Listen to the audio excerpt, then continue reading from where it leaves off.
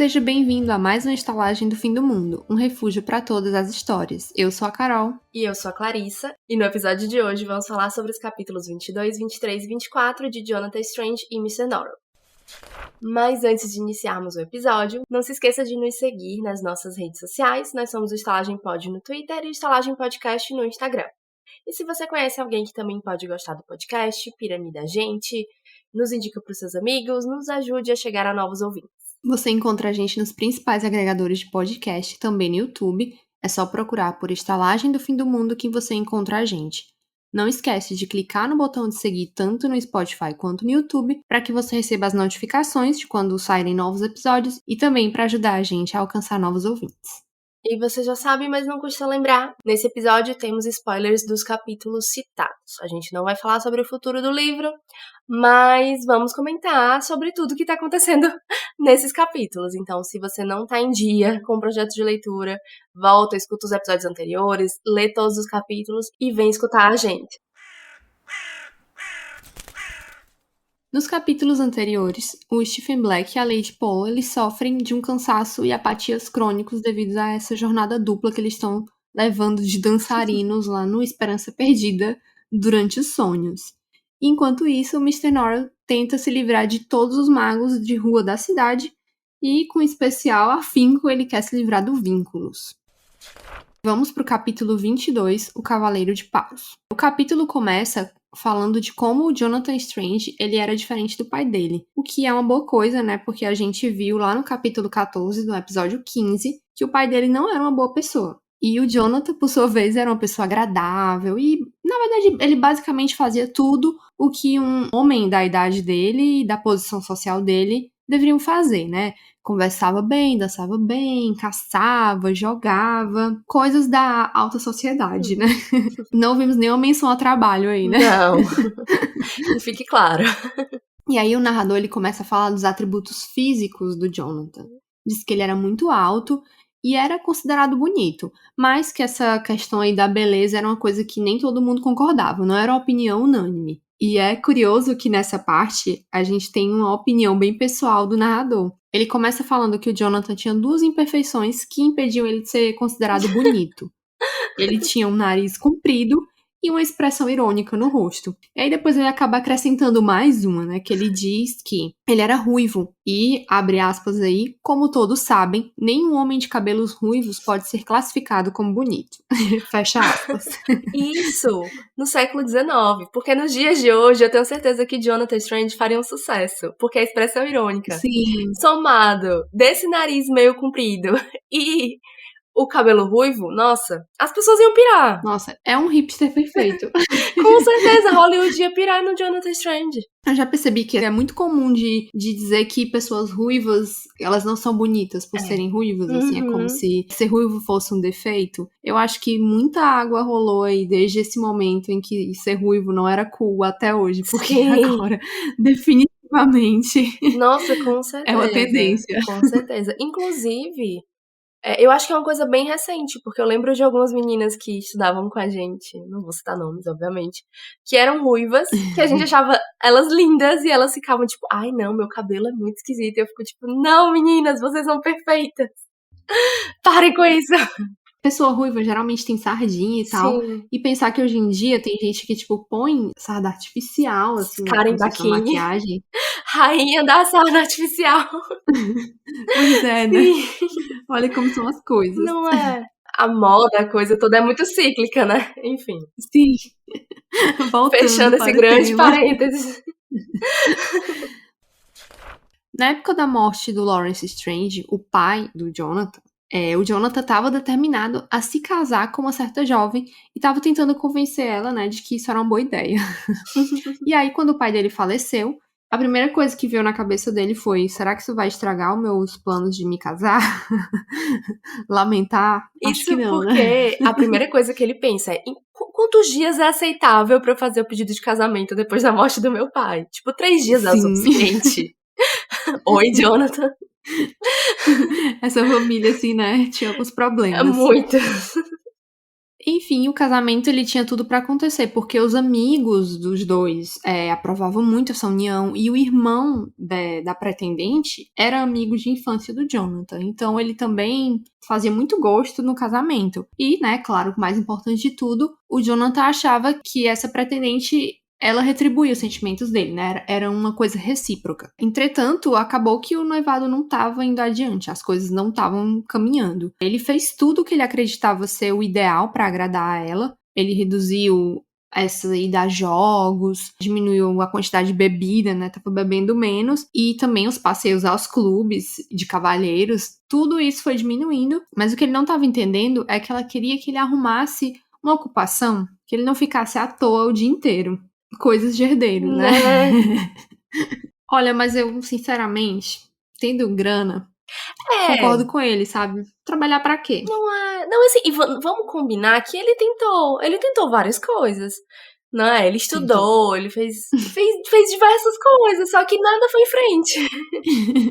O melhor são as opções de trabalho que ele arrumou pra ele, né? Tipo, ele não fazia objeção a encontrar um trabalho. Mas ele já tinha tentado várias coisas, né? Como a gente estava falando, e nada rolou de verdade. Ele já havia tentado ser patrono de um poeta, estudar direito, procurar fósseis, estudar metalurgia, agricultura, teologia. A lista é infinita, né?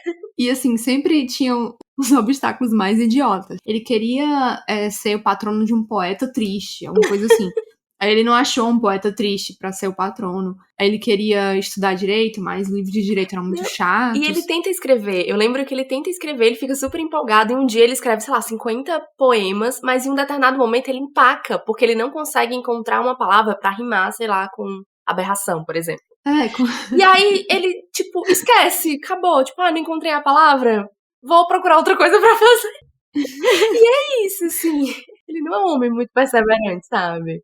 Falta de tentativa não foi, né? Enfim, pelo menos ele tentou, não é mesmo? É verdade. O nome dessa pretendente dele era Arabella Woodhope. E apesar dos temores dele, né, ela se mostrou muito preocupada com ele quando o Lawrence morreu. Ela realmente ficou triste por ele, preocupada de ele estar sozinho, sem amigos ali por perto para consolá-lo. E ele, nesse momento, ele entendeu que aquilo ali era a oportunidade perfeita e ele tinha que pedir ela em casamento, que em nenhum momento ela ia estar tão assim, frágil, querendo cuidar dele, nem tão disposta, né? Assim. Muito esperto. Então, era um momento. Isso. Então ele contou, né? Tipo, 3 dias do enterro do pai era tempo suficiente e ele foi atrás dela, levando um criado a tiracolo para poder fazer esse pedido de casamento. A Arabella, ela estava visitando uns amigos num condado vizinho, Gloucester. Então, o Jonathan e o novo criado dele, que era o Jeremy Jones. O Jeremy Jones era aquele mesmo criado que passou por poucas e boas com o pai do Jonathan Strange. Então, assim, ele acabou conseguindo o que ele queria, né? Porque ele queria ser o criado pessoal do dono da casa, né? E ele conseguiu. Eu adorei o nome dele. Tipo, Jeremy Jones. Parece o nome de um super-herói da Marvel. Curti. Então eles foram partiram, né, rumo à casa dos amigos da Arabella e partiram nessa pequena viagem, né, cheia de aventurinhas pitorescas pelo interior da Inglaterra. Gente, essas peripécias dele pelo interior são a coisa mais inglesa que você pode esperar na vida, isso, sabe? Assim, é uma coisa engraçada, sem ser assim pra você gargalhar, mas são situações cômicas. É aquele humor bem inglês, não é? Assim, de você dar aquela risadinha. Eu peguei. Eu entendi o que você tá dizendo, sabe? É bem divertido. É bem bom. As aventuras deles. Enquanto eles estão viajando, o Jonathan começa a pensar se de fato ir até a casa desse amigo dela e pedir a Arabella em casamento, naquele momento era mesmo uma boa ideia. Ele começa ali na cabeça dele a elaborar várias conversas imaginárias com ela, tentando meio que se esquivar de toda e qualquer pergunta que ela pudesse fazer. Então ele vai ensaiando esse diálogo na cabeça dele. Pra ele, assim, a Arabella da cabeça dele era uma defensora dos pobres, dos oprimidos, e ela ia arrumar um jeito de fazer perguntas, de fazer cobranças, de botar ele contra a parede. O Jonathan, ele é meio que arrancado desses devaneios dele quando ele e o Jeremy passam por um vilarejo que não tinha ninguém. Eles não viram ninguém, só viram algumas crianças, assim, pelas janelas e acharam estranho, mas seguiram viagem. E quando eles já estão de saída desse vilarejo, eles encontram a população toda em volta de um homem, né? O homem estava meio camuflado entre galhos e raízes e ele estava dormindo ao pé de uma cerca viva. Os dois seguem viagem, mas aí a Arabella imaginária, né, que habita a cabeça dele, começou a julgar o Jonathan porque ele não tinha ido ajudar esse homem, né?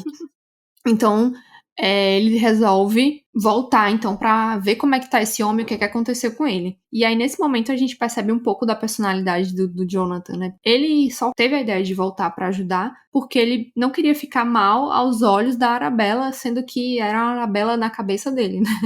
Ele nem sequer tinha conversado com ela. Mas, enfim, o Jeremy, o criado dele, de fato, ele fica bem aliviado quando o Jonathan fala assim, vamos voltar. Ele realmente estava preocupado com o homem.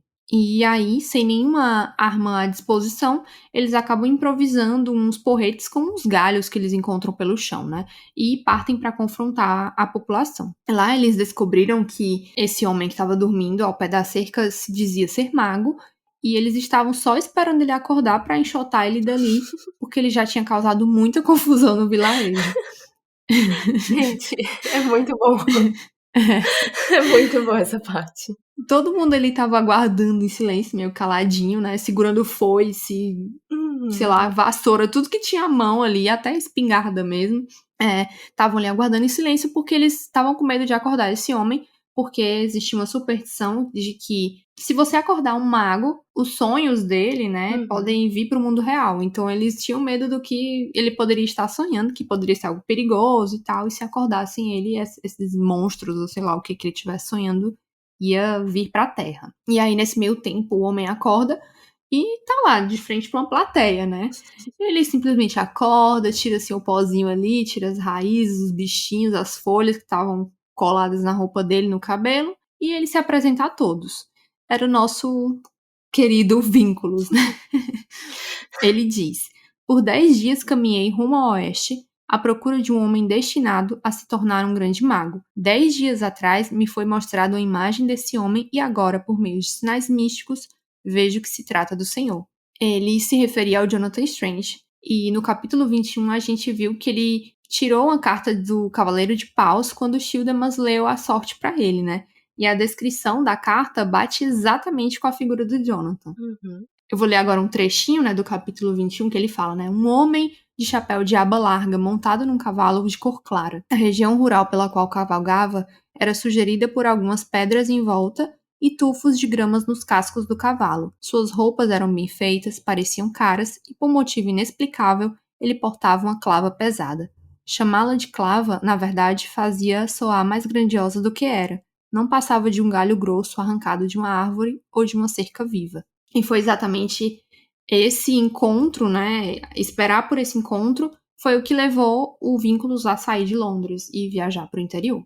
Só uma coisa que me chamou a atenção, quando o Vínculos acorda, que ele começa meio que a se limpar, na descrição tem de novo aquela imagem, Sim. como se fosse uma tatuagem, alguns símbolos, alguma coisa que não fica claro o que é, no pescoço dele. Que também é citado no momento em que ele invade a casa do Missenorial. Ai, agora eu não vou lembrar qual capítulo. Mas enfim, alguns episódios atrás, uns 2 ou 3. Se você ouviu e lembra, comenta no nosso Instagram. E diz assim, era no capítulo tal. Enfim, como isso é uma coisa recorrente, talvez signifique algo, talvez não, vamos descobrir mais pra frente. Mas achei que valia a pena lembrar desse detalhe. Ele sempre dá um jeitinho de cobrir isso, de esconder, né? Exatamente, exatamente. Tem coisa aí. E continuando, o Vínculos ele começa a recitar a profecia para o Jonathan, né? Aquela profecia que a gente já conhece, que a gente também já ouviu antes. Só que o Jonathan ele não se interessa muito, porque a profecia não faz o retrato muito promissor da carreira mágica. E ele, o Jonathan, tem planos melhores, né? Afinal, ele agora é o dono de uma grande herança.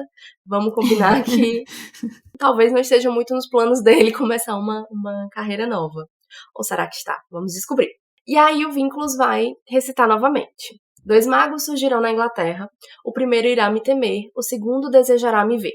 O primeiro será mandado por ladrões e assassinos. O segundo conspirará para a sua própria destruição. O primeiro enterrará o próprio coração numa escura floresta sob a neve. E, ainda assim, sentirá a própria dor.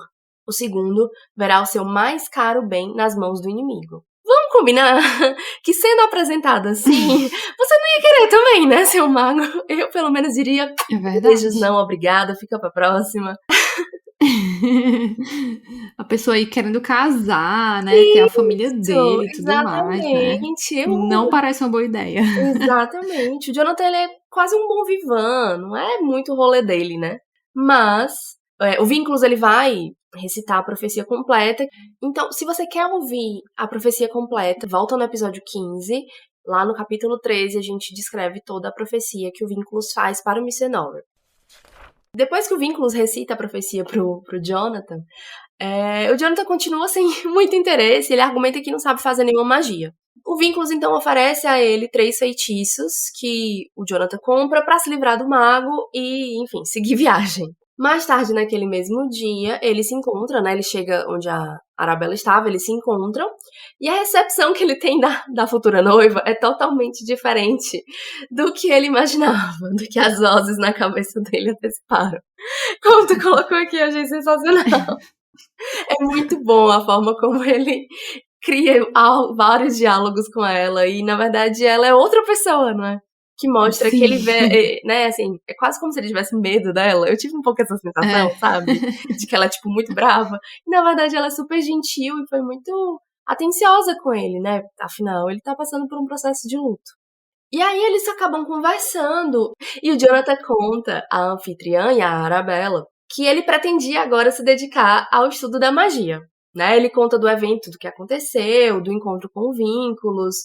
E ele acaba fazendo isso com a intenção de provocar a Arabella, né? Ver como ela reagiria a isso. Muito mais do que porque ele estava com real interesse nessa nova possível carreira. Isso porque ele acreditava que uma profissão sensata, né, que seguia uma área acadêmica, enfim, que estudasse um homem dos estudos, iria impressioná-la. Né? Lembra, lá no nosso primeiro episódio a gente fala bastante sobre como era a visão do povo na Inglaterra, principalmente nas cidades mais interioranas, com relação aos magos teóricos, não é? Geralmente eram pessoas de classes mais abastadas, enfim, eram estudiosos, então isso era muito bem visto. Então faz um certo sentido que ele faça isso aqui pra ver como a Arabella iria reagir. Se fosse de uma forma positiva, faz sentido que ele acabe seguindo essa carreira pra impressioná-la, não é? É verdade.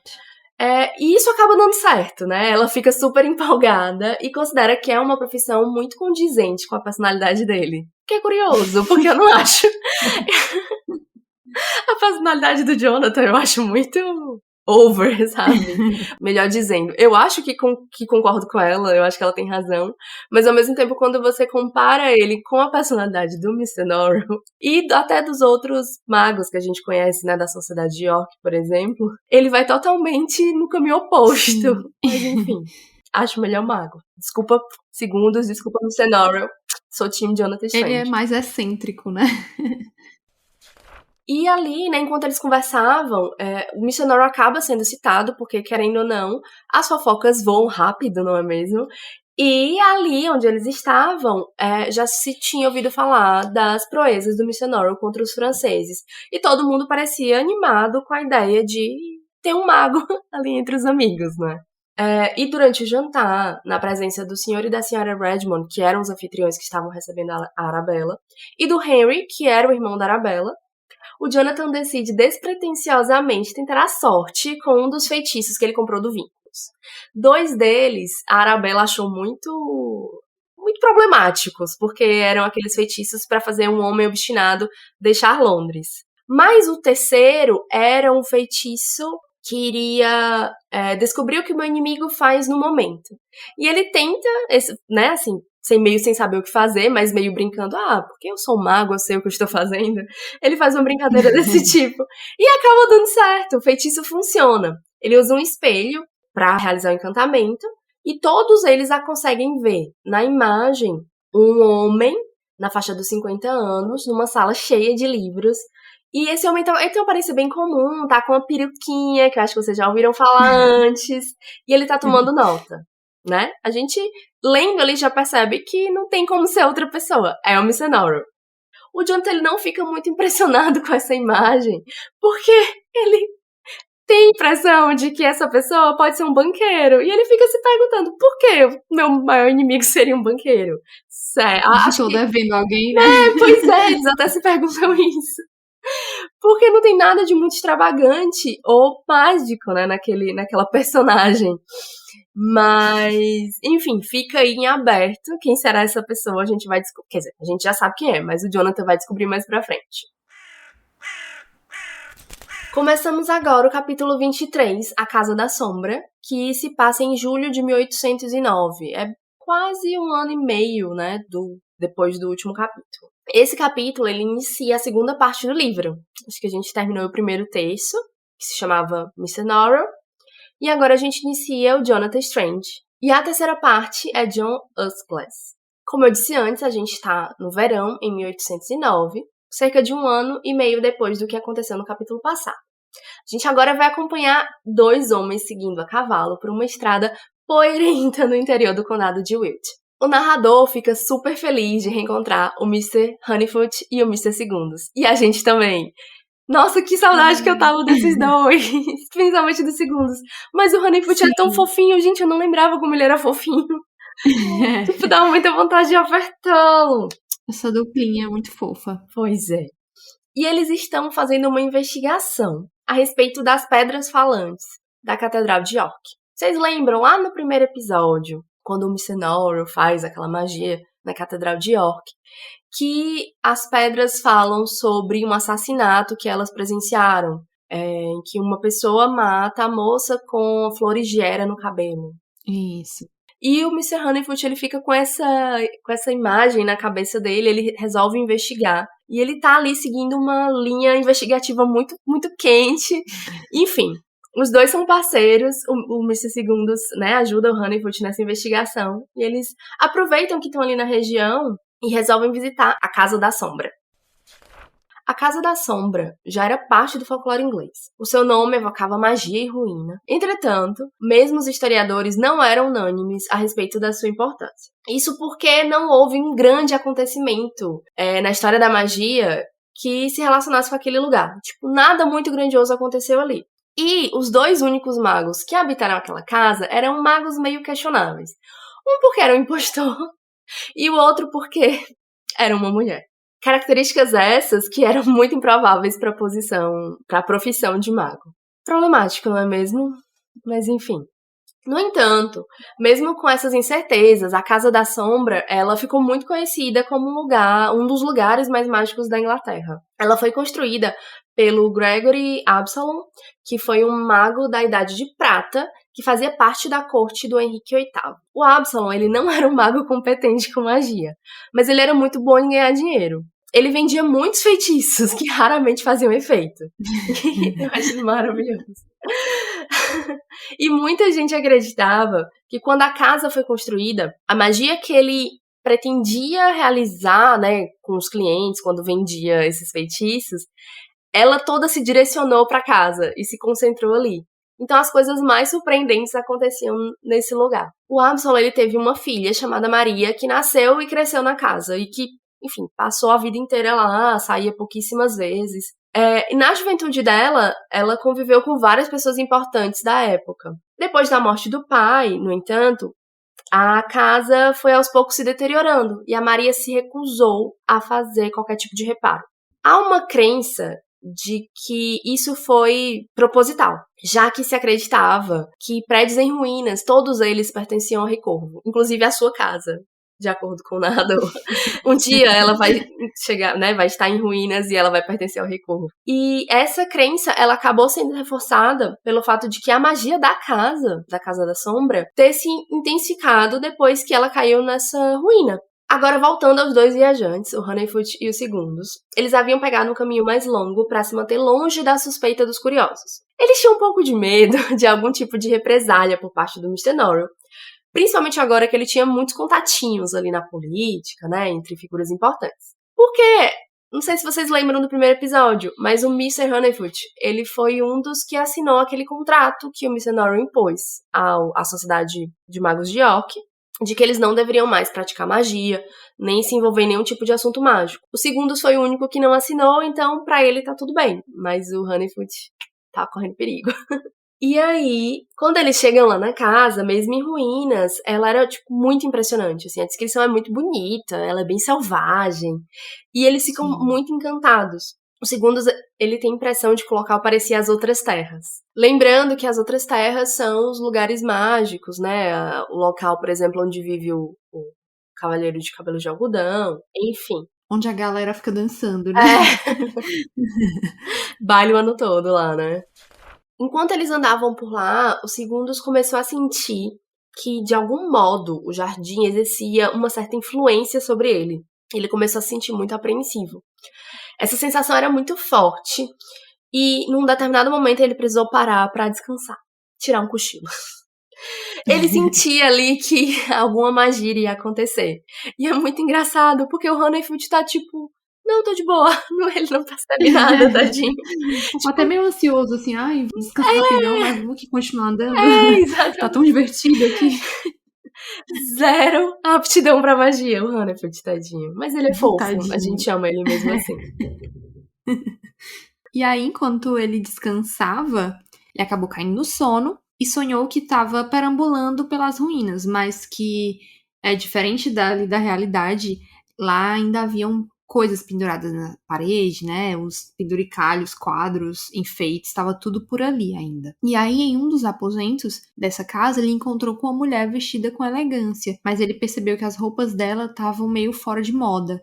E aí, nesse momento, apareceu um outro homem que, incomodado com a presença dos Segundus ali, começou a sacudir, com raiva. E aí, nesse momento, ele foi acordado pelo Mr. Honeyfoot. E os dois ficaram conversando, mas sem conseguir extrair nenhum significado desse sonho. Eles decidiram continuar a explorar as ruínas. Conforme eles foram saindo dos jardins e entrando na parte da casa mesmo, eles acabam encontrando com o Jonathan Strange e o Henry Woodhope, que é o irmão da Arabella. E o Jonathan e os Segundus, eles se reconhecem, né? Eles se viram no sonho. E o coitado dos Segundus, ele é muito humilhado pelo Jonathan Strange nesse momento. O Jonathan, ele tá muito furioso porque o Segundus invadiu o sonho dele. Gente, mas dá muita pena dos Segundus aqui, porque o Jonathan fala assim, olha, fulano, Henry, é ele, o cara lá com a roupinha puída, que fica cortando o fiapinho do... As pontas de linha, né? Tipo, dá muita pena. Ele fica tão assim humilhado que ele não tem palavras, nem pra rebater, nem pra falar nada, né? Não, é o Honeyfoot que atesta, né? A favor da honestidade, do caráter do Segundus. Sim. Porque o pobre do Segundus tá muito humilhado. Ele tá, assim, completamente abalado e chocado, assim, de tantas coisas íntimas dele ali, né? Tipo, a pobreza dele, as roupinhas puídas dele sendo colocadas ali pra jogo. Rico humilhando pobre, não é mesmo? Mais um dia nessa sociedade vil e cruel. Sim. O Jonathan, ele havia adaptado um feitiço para conseguir conversar com a Maria Absalom. Era essa mulher que eles haviam visto no sonho. Só que ela combinou de conversar com um homem, não com dois. Aí quando apareceram dois, estragou o rolê. Então ele tinha passado semanas se preparando para aquilo, né? E o coitadinho dos Segundus, assim, totalmente no lugar errado, na hora errada, interrompeu, mas não tinha a menor intenção de atrapalhar. E apesar desse desentendimento inicial, né? Todo mundo ali era educado, eram cavalheiros. E logo eles ficaram mais calmos. E como era a primeira vez que o Jonathan se encontrava com outros colegas de profissão, ele ficou muito animado. Então eles foram todos juntos jantar e trocar figurinhas sobre magia. Eles ficaram muito impressionados com a evolução do Jonathan em tão pouco tempo. Em 1 ano e meio, né? Desde o momento em que ele fez o primeiro feitiço dele até agora. Então ele já estava conseguindo fazer adaptações de feitiços existentes, fazendo coisas que ninguém conseguia fazer, né? Isso lembrando que os segundos e o Honeyfoot, quando podia praticar magia, eles estudavam bastante e eram magos teóricos apenas porque eles não conseguiam praticar magia, né? A magia não era praticada até o Mr. Norrell. Então, pra eles dói um pouquinho, né? Eles passaram uma vida inteira estudando sem conseguir praticar absolutamente nada. E o Jonathan, que nem tem acesso a livros, em tão pouco tempo já consegue praticar alguns feitiços. Sim. E, assim, os segundos ele ainda tem alguma aptidão ali, porque ele conseguiu sentir, né? Sim. O feitiço que tava acontecendo. Mas o coitado do Honeyfoot, assim, zero mesmo. Assim. Não, o próprio Talento zero pra Jonathan, magia. ele reconhece os segundos como outro mago. Em determinado momento ele fala, assim, que sentiu alguma coisa nele, como se fosse, sei lá, magia correndo, Sim. enfim. Acho que os segundos deve ter ficado muito feliz nesse momento, depois da humilhação, né? Porque, Sim, né, e o coitadinho do Honeyfoot ficou um pouco humilhadinho, assim, né? Mas ele é muito fofo e logo ele esquece. O Jonathan tá humilhando todo mundo, né? Nesse capítulo. Mas ele vai se... Como é que ele diz? vai, Ele vai... eles ficam amiguinhos, eles né? vão ficar Se amigos redimir, depois. né? Vai se redimir, exatamente. Enfim, ele acaba pegando muitas dicas com os segundos, porque o segundos leu muito, né? E ele acaba confidenciando que tava difícil ler sobre magia, procurar, pesquisar, porque um certo mago que a gente conhece muito bem andava comprando todos os livros de magia em qualquer lugar que ele chegava. O missionário já tinha feito rapa antes. O Mr. Honeyfoot, muito ingênuo, meu Deus. Como uma pessoa pode ser assim tão inocente? Ele acreditava que o Jonathan devia se oferecer como discípulo do Norrell, porque era assim que faziam os magos na Idade Áurea, né? E talvez assim ele conseguisse acesso a todos esses livros. Mas o mais interessante disso tudo é que ele não vê maldade em nada do que o Norrell faz, assim, ele em nenhum momento ele pensa que o Norrell tá dificultando isso de propósito. Ele acha assim que é só uma, é porque ele não tá sabendo, porque se ele soubesse, Ele ele vai tipo ficar ia tão botar todos feliz. os livros à sua disposição. Ai, Meu Deus, é Honeyfoot. muito inocente. Muito. Já o segundos, ele é um pouco mais cético, né? E eles estão ali conversando e se deixa levar pelo entusiasmo do Mr. Honeyfoot, mas depois ele fica pensando que talvez o certo devesse ter sido alertar o Jonathan a respeito do que o Norrell vinha fazendo com outros bruxos, né? Tentando acabar com a carreira deles. Então, talvez ao invés de ir ao encontro do Norrell, ele deveria evitá-lo a qualquer custo. Mas fica aí, né? A ideia já tinha sido dada e muito provavelmente, né, o Jonathan já estava a caminho Não dava para pra poder voltar falar com o atrás. Norrell. Exatamente. Uma informação que tem numa nota de rodapé, que inclusive tem muitas notas de rodapé nesses capítulos, Sim. maravilhosas, inclusive, sobre o Recorvo. Que quando eles estão falando sobre essa prática dos magos da Era de Ouro, né, dos magos áureos, de aprender magia com outros magos já praticantes, isso porque nesse período não se tinha tantos livros assim, se fala que o Recorvo, ele foi o primeiro da sua época, né? Ele não foi o primeiro mago da Inglaterra, até porque Merlin veio antes, mas que na época dele ele não tinha ninguém com quem aprender na Inglaterra. Então, ele foi estudar magia nas outras terras. Sim. Fica aí, essa informação. E assim, na verdade, tem várias notas de rodapé nesse capítulo que são bem interessantes. A respeito do Rei Corvo, né? Aquela parte também de falar das ruínas também é bem legal, que tem meio que uma profecia falando assim, como que ninguém consegue achar o Rei Corvo, mas que quando chegar a hora dele se revelar, nada vai impedir ele de fazer o que ele quer e voltar, né? É bem legal. Eu amo essa hora do Rei Corvo, sabe? Sim. Porque eu adoro que o livro, o narrador, ele subentende que a gente que tá lendo sabe quem ele é. Porque todo mundo sabe quem é o Rei Corvo. Então ele não explica. As informações estão ali jogadas nas notas de rodapé, porque, enfim, é a forma como o livro... O livro, ele tem essa aura meio... Ele tem esse estilo de inserção de informação nas notas, sabe? A nota, ela vem pra complementar uma informação. É como se você perdesse um pedaço do livro, do que acontece se você não ler as notas de rodapé. Elas não estão ali pra te dar só curiosidades, elas têm importância dentro da narrativa principal, né? É isso mesmo. E vamos para o capítulo 24, Um Outro Mago. Esse aí já se passa em setembro de 1809, que é uns 3 meses, né, depois dos acontecimentos na Casa da Sombra. E em uma das costumeiras visitas a Mr. Norrell, o Drolight, ele já chega logo dizendo assim, que o Mr. Norrell tinha um rival, Jonathan Strange. Essa revelação, ela pega o Norrell totalmente de surpresa.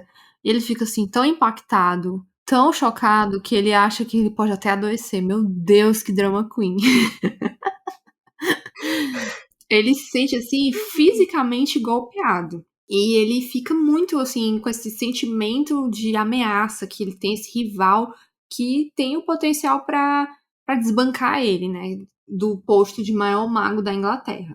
É importante lembrar que a gente já sabia disso desde o primeiro capítulo, Isso. quando o Segundos fala da profecia, né? Que ele. O Vínculos vendeu pra ele uma profecia, né? Que falava desses 2 magos que iam surgir na Inglaterra. Então, agora a gente já sabe quem são, né? E já conhece os 2.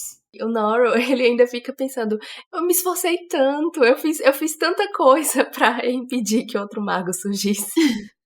E mesmo assim, mais um aparece. É muito Nossa, frustrante pra ele, porque a gente sabe o quanto ele se esforçou pra se livrar do Vínculos, da Sociedade dos Magos de York e de tantos outros. é engraçado o raciocínio dele, né? Que pra ele ser o maior mago, ele não quer ser o melhor. Ele quer que não exista Mas nenhum. Então, se só existir ele com certeza vai ser o melhor. Ai, meu Deus. se ele gastasse toda essa energia, né, praticando magia, ele provavelmente seria o maior mago, mesmo que outros É existissem. verdade. Até porque só ele tem os livros, né? É, Então, pra que tanto medo? não é. E aí, conforme o Lascelles e o Drolight, eles vão traçando o perfil do Jonathan, né? Falando da personalidade dele, das posses, dos passatempos dele, o Nora vai ficando mais calminho e já vai ali na cabecinha dele mesmo julgando o rival dele, né? Ele considerou que ele seria um homem frívolo da moda, alguém muito parecido com o Lascelles, né? Pra você ver, né? Como Ah, essa exato. amizade Não, e eu maravilhosa. morri de rir, porque tem um determinado momento que ele pensa assim, ah, se ele é tão parecido assim com o Lascelles, talvez o Drolight, quando disse que havia um inimigo, não seria meu, seria do Lascelles. Então ele se sente assim, aliviado, poxa, não é comigo, é com ele, sabe o problema? Meu Nora, você é Deus. muito inocente. Não, não é por aí. É tipo assim, quando a pessoa entra em negação, né? Exatamente. É aquela mentira, sabe, que você vai repetindo. Você repete, repete, repete, até que parece que vira uma verdade. Aí o Drolight, ele começa a puxar o saco do Norrell, falando assim, olha, ninguém imagina que ele seja melhor que você, longe disso. Mas, né, ele vai falando que o Jonathan tinha uma reputação legal em outras cidades e que ele estava em Londres e esperava poder se encontrar com o Norrell. E, surpreendentemente, o Mr. Norrell topa isso, né? Topa esse encontro. Quando o Mr. Norrell conhece o Jonathan Strange, ele percebe que ele não era nada do que ele havia imaginado. Ele não era nem tão jovem quanto ele imaginava, nem tão bonito quanto diziam as fofocas. E o que mais surpreende o Mr. Norrell é que ele era casado. E esse primeiro encontro deles dois é maravilhoso, gente. Eles têm uma personalidade completamente oposta. E além disso, né, e principalmente as opiniões dos dois sobre magia são também completamente diferentes. Tem uma situação que é bem ilustrativa dessa forma de pensar diferente deles, que é o que o Norrell chega meio que puxando papo, dizendo assim, né, e aí, né, cadê aquele artigo que você vai escrever para a revista do Cavalheiro? Lembrando que essa revista do Cavalheiro é a revista que o Norrell não queria escrever, porque era tipo meio que a revista mais pop pra galerinha rica e tal, então ele não queria escrever nessa revista do Cavalheiro. Enfim, ele pergunta pro Jonathan, né, como é que ia esse artigo, e o Jonathan responde pra ele que não tinha começado ainda, porque ainda faltava uma semana pro prazo, então, tipo, tempo mais do que o suficiente pra ele escrever, né? Quem nunca procrastinou, né? Isso, por si só, já deixa o Nora perplexo, né? Pois é. Não, e o Mr. Norrell que nunca consegue escrever nada, nunca consegue terminar nada, pra ele isso aí é uma coisa louca, né? E aí, pra fechar com chave de ouro, o Jonathan diz que provavelmente vai escrever para criticar um artigo do Portishead para o periódico do Mago Moderno. Que o Mago Moderno era um periódico que contava com a aprovação do Norrell e basicamente publicava as opiniões do Norrell a respeito de qualquer coisa, né, envolvendo magia. A gente fala disso também, né, num capítulo passado. Isso, né? Basicamente ele ia criticar a opinião do Norrell. Simplificando, né? É isso. O que faz sentido, né? Já que a gente vê que a posição dos dois é muito distinta, né? Enquanto o Norrell é o mago da teoria, do estudo, da dedicação à vida acadêmica, o Jonathan ele vai seguir mais a linha empírica. Ele vai praticar as coisas. A linha prática, né? Até porque não tem acesso a livro, né? Como é que estuda? Tem que aprender de outras formas. Pois é, né? Difícil. Respondendo a uma provocação do Lascelles, o Jonathan fala que a maneira que ele acha ideal para aprender magia era por meio dos livros. E isso agrada muito ao Norrell, né? Porque ele acreditava muito no estudo ali dos livros e principalmente ele era um autodidata, né? Então era música para os ouvidos dele isso. Mas só que o Jonathan, assim, né, bem debochado, ele fala que infelizmente estava muito difícil achar livro de magia e o Mr. Norrell fica se fazendo de sonso, né? O Jonathan fala assim: infelizmente, a falta de livros tem sido um grande obstáculo. Creio que o senhor não faz ideia de quão poucos livros de magia existem hoje em circulação na Inglaterra. Todos os livreiros concordam que não muitos anos atrás existia uma enorme quantidade deles, mas hoje... Assim, a gente tá vendo o pensamento do Jonathan e ele sabe muito bem quem é o responsável por isso. E ele tá meio que fulminando o Norrell, assim, com um olhar, né? Tipo, a audácia desse velho. A conversa, ela continua e se desenrola num clima meio tenso, quando o Jonathan toca num ponto muito delicado. Porque em nenhum dos artigos que o Portishead escreveu há uma menção ao Rei Corvo. Afinal, o Rei Corvo, o maior mago de todos os tempos, não há citações a ele não é referenciado. Por que não, né? O Jonathan questiona. Eu acho que é um bom questionamento. Sim. E o Norrell revela que uma das ambições dele era fazer com que o Rei Corvo fosse esquecido. Assim, pouca coisa. O Jonathan Strange argumenta que sem o Rei Corvo não haveria magia nem mago. Inclusive nenhum deles dois, né? Verdade. Mas como a gente já sabe, o Mr. Norrell ele é inflexível nas suas opiniões e nos seus desafetos. A visita acaba terminando ali, já que, obviamente, os dois não estavam se entendendo. O Norrell ele fica muito preocupado com a curiosidade que o Jonathan poderia causar na cidade e entre as figuras políticas. Ele teme que esses políticos apelem ao Jonathan quando o Norrell se recusar a fazer qualquer coisa que eles precisarem, né? A gente sabe que o Norrell é cheio de dedos, quer fazer as coisas do jeito dele, ele manipula todo mundo para fazer o que ele quer. Lembrando do episódio passado, naquela história de um dos políticos que queria criar uma escola, né, pra ensinar a prática da magia, Isso. O Norrell deu um jeito de cortar ali as asinhas do político e encaminhou o projeto para outro lado, né, na verdade para se livrar dos magos. Enfim, o Jonathan tá se mostrando uma possível ameaça a boa relação que o Norrell tem atualmente com os políticos ingleses, não é? E o Jonathan, por sua vez, ele tava muito indignado com as ideias e com a cara de pau do Mr. Norrell, por sugerir que ele se dedicasse à leitura, sem ter nenhum livro à disposição. Eu não tenho palavras pra dizer. O absurdo que é o Mr. Norrell dizer pra ele, não, estude, leia, esse é o melhor caminho pra você se tornar um bom mago, sendo que não tem livro nenhum, como que estuda, gente? E a culpa é dele, né? A culpa é dele. Não, ele faz muito a sonsa, nossa. Norrell, não dá pra te defender. E o Norrell, obviamente, passa a stalkear a vida do Jonathan Strange, querendo saber de tudo. Tudo que ele fazia, quem ele visitava. E essa nova obsessão dele acaba incomodando muito o Drolight e o Lascelles, porque, obviamente, eles viam o Jonathan como um possível rival, né, nessa relação ali de influência com o Mr. Norrell. E aí, pra selar as pazes, o Norrell resolve presentear o Jonathan com um livro que iria ensiná-lo lições muito importantes sobre magia, focando na pesquisa aplicada, na paciência, antes de pôr suas ideias no papel. Deve ter sido por aí que o Norrell começou a estudar magia, porque só isso explica o método desse homem de fazer as coisas. Como ele quer dar esse livro pro Jonathan, né, eles acabam marcando um segundo encontro, a pedido do Norrell. E nesse segundo encontro, os ânimos estão mais controlados, tá? Eles estão mais calmos. Eles se tratam com mais cortesia. O Drolite, ele acaba revelando que um dia ele gostaria de ver alguma demonstração de magia do Jonathan. E o Mr. Norrell apoia. Ele acaba fazendo lá uma magia, uma demonstração. O Drolite e o Lascelles ficam assim, não entendem muito bem o que tá acontecendo. Mas o Norrell, ele pira. Ele pira total, assim. Ele fica muito, muito empolgado. Afinal, da mesma forma que o Jonathan não tinha ninguém com quem compartilhar, com quem trocar uma ideia sobre magia, o Mr. Norrell também era um praticante solitário, né? Ele não tinha ninguém com quem, enfim, conversar, né? Estudar. Ele tinha o Childermas ali, mas o Childermas é mais um faz-tudo. Então, acabou que eu senti muito que esse momento que o Jonathan pratica a magia é que vira a chavinha, né? É como se ele passasse a ver o Jonathan como um igual, né? Isso, perfeito.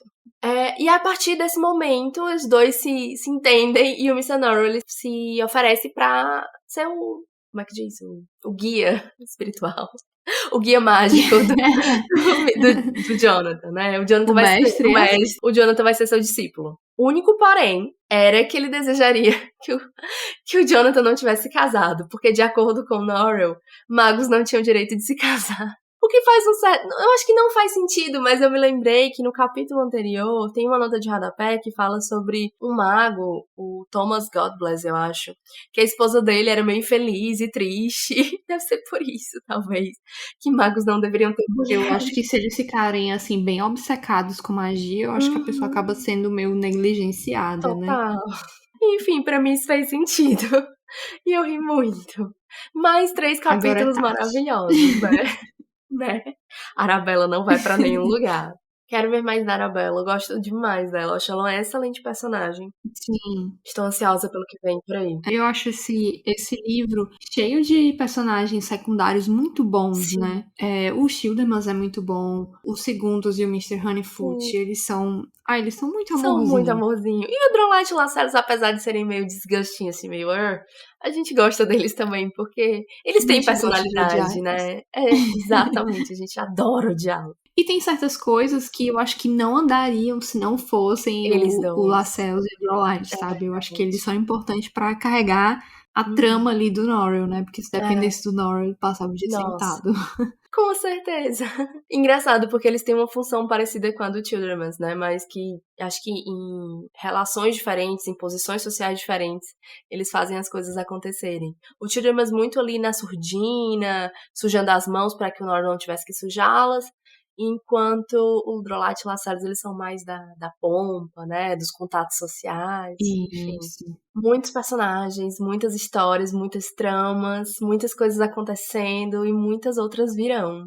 Então fiquem ligados que na próxima temporada teremos mais de Jonathan Strange e Mr. Norrell. Isso. E falando nisso, esse é o último episódio dessa temporada. É verdade. Então, né, aproveitamos pra desejar um Feliz Natal atrasado e Feliz Ano Novo também, né, atrasado. Feliz Ano Novo! E Feliz Natal! E Feliz Hanukkah, pra quem for do Hanukkah. Enfim, feliz todas as comemorações de todas as crenças e religiões. Porque esse podcast é inclusive. E pra manter a tradição no final do último episódio da temporada, a gente vai mandar aqui um beijo, um abraço, um agradecimento para algumas das pessoas que sempre estão presentes nas nossas redes sociais, mandando mensagem, mandando recadinho, dizendo que estão gostando dos episódios. Enfim, é super importante receber esse feedback de vocês, a gente sempre fica muito feliz. Mandem mais. Sim. Principalmente se você é aquele ouvinte que escuta, nunca manda mensagem, não segue nas redes sociais. Faz isso, manda pra gente, você vai ganhar beijos e abraços no final da próxima temporada. E se você escutou alguma coisa no podcast, que você sentiu aquela vontade de comentar, sabe quando a gente tá escutando um podcast e a gente queria poder conversar com a pessoa lá do outro lado? Então, não fique só na vontade, manda um e-mail pra gente, ou manda um inbox lá no Instagram. Conversa com a gente, que aí a gente troca essa ideia no episódio seguinte. Se você autorizar, a gente pode ler o e-mail no próximo episódio. Vai ser massa. E se vocês não mandarem, a gente vai continuar pedindo, porque a gente não cansa. Um dia só envia um e-mail. Um dia o nosso primeiro e-mail irá chegar. Vai chegar. Você, olha aí, a chance de você ser a pessoa que vai mandar o primeiro e-mail. Não é pra qualquer... Assim, mandar o segundo e-mail é massa, mas assim, o primeiro, nossa, eu queria ser essa pessoa. Enfim, vamos começar com os beijos. Beijo pra Carol Vale. Carol, beijo. Muito obrigada todas as vezes que você compartilha, que você manda mensagem. A gente ficou muito, muito, muito feliz. E faz sugestões também, Faz né? sugestões, é verdade. Ela pediu pra gente ler Philip K. Dick. Sim, que é um sonho antigo, né? Sim, com certeza. Vamos ler, com certeza, Carol.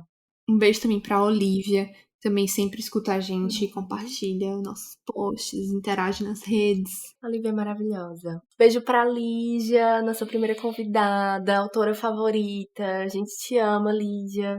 Sim, saudades. Um beijo pra Patrícia Silvestre. Do podcast Divagando, que é muito legal, fica a indicação. Também é sobre sim. livros. Beijo pra Clara e pra Carol, que escutam a gente desde o primeiro episódio. E pro Adriano e pra Brenda, que o Adriano acompanha nosso projeto de leitura coletiva do Jonathan Strange e Mr. Norrell. Tá sempre em dias. Tá sempre curtindo, tá sempre participando do Twitter. Beijo pra Gabi, pra Gabriela Crisóstomo, minha amiga. Beijo, amiga. Um beijo pra Ingrid do Livros e Gatos, que tá sempre também comentando. Ela faz muitos posts legais, né, sobre as leituras que ela faz, quando ela viaja também. Sim. Eu acompanhei a viagem dela ao México. Ai, eu fiquei com muita vontade de ir pro México. Ingrid me leva na próxima. Um beijo pra Joyce Braga, que sempre comenta no Instagram, tá sempre presente, sempre curtindo as nossas postagens. Enfim, muito obrigada por ouvir. E um beijo pra Elaine, que também escuta a gente e acompanha o podcast. Beijos, Elaine. Temos um episódio? Temos um episódio e, mais uma vez, muito obrigada, gente. Espero que vocês sigam acompanhando a gente neste novo ano de 2022. Terceira temporada vem aí, novos episódios, novos livros, mais episódios de Jonathan Strange e Mr. Norrell. Nos acompanhem nas redes pra saber quando vamos começar. E é isso. Nos vemos em algum dia. Tchau! Tchau e até a próxima!